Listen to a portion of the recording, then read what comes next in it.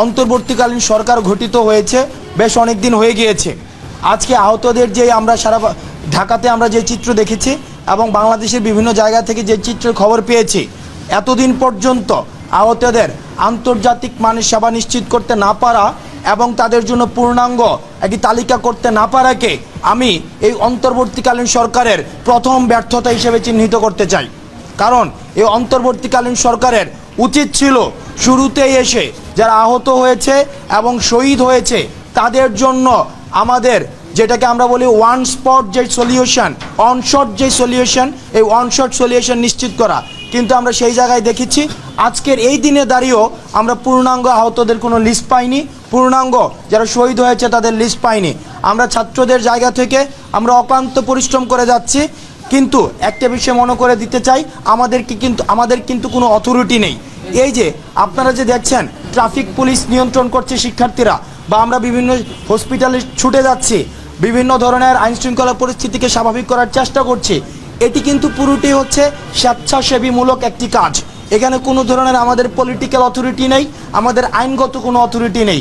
সেই জায়গা থেকে এই গভর্নমেন্টের কাজকে ত্বরান্বিত করার জন্য আমরা আমাদের জায়গা থেকে চেষ্টা করছি। কিন্তু এই অন্তর্বর্তীকালীন সরকারের যারা দায়িত্বপ্রাপ্ত রয়েছেন তাদের উচিত ছিল যত দ্রুত সম্ভব আহতদের পাশে দাঁড়ানোর ভিজিবল পদক্ষেপ নেওয়া, কিন্তু আমরা ভিজিবল কোনো পদক্ষেপ দেখিনি, যে কারণে আমরা অন্তর্বর্তীকালীন সরকারের স্বাস্থ্য বিভাগের আমরা নিন্দা জানাচ্ছি। আরএফএল ওয়ারড্রপ, বিয়ের সব পোশাক যত্নে থাকবে আরএফএল ওয়ারড্রপে।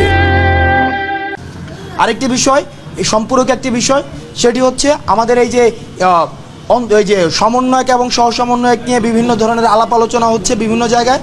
আমরা স্পষ্ট করে বলতে চাই, আপনারা যারা গণমাধ্যম কর্মী রয়েছেন ঢাকা কেন্দ্রিক আমাদের বিভিন্ন যারা সমন্বয়ক এবং সহ সমন্বয়ক রয়েছেন, আপনারা দেখতে পাচ্ছেন তাদের কি সারাদিন কি অক্লান্ত পরিশ্রম করছে।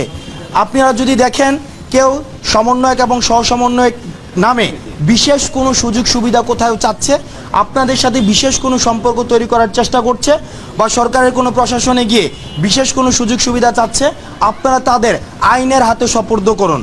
কারণ আমাদের কোনো এজেন্সি নেই, লেজিটিমেসি নেই যে আমরা কোনো বিশেষ সুযোগ সুবিধা আমরা দাবি করব। এবং পরিশেষে আমরা অন্তর্বর্তীকালীন সরকারকে আমরা বলতে চাই, আপনারা আজকে অন্তর্বর্তীকালীন সরকার হয়েছেন এই আহত যারা হয়েছে, শহীদ যারা হয়েছে তাদের বিনিময়ে। সুতরাং অন্যান্য পলিসি রিফরমেশনের আগে, অন্যান্য পলিসি অ্যাডপশনের আগে আপনাদের প্রথম এবং প্রধান কাজ হচ্ছে তাদের বিষয়টি দ্রুততম সময়ের মধ্যে আপনার সমাধান করা এবং আহত পরিবারদের পাশে দাঁড়ানো। কারণ আমরা দেখেছি একমাত্র উপার্জনক্ষম ব্যক্তি উনি আহত হয়ে পড়ে আছেন বা নিহত হয়েছেন। সুতরাং আমরা আর অ্যাসপাইরেশনাল স্পিচ শুনতে চাই না, বড় বড় গল্প শুনতে চাই না, এটা করে ফেলবো সেটা করে ফেলবো শুনতে চাই না, ব্লেমিং টেগিংয়ের গেম আমরা শুনতে চাই না, দোষ এর ঘাড়ে ওর ঘাড়ে চাপানো, আওয়ামী জামাত বিএনপি ফেসিবাদের উপরে দোষ চাপানোর যে ব্লেমিং টেগিংয়ের যে বিষয়টি সেটি আর আমরা শুনতে চাই না। আমরা দৃশ্যমান পদক্ষেপ দেখতে চাই।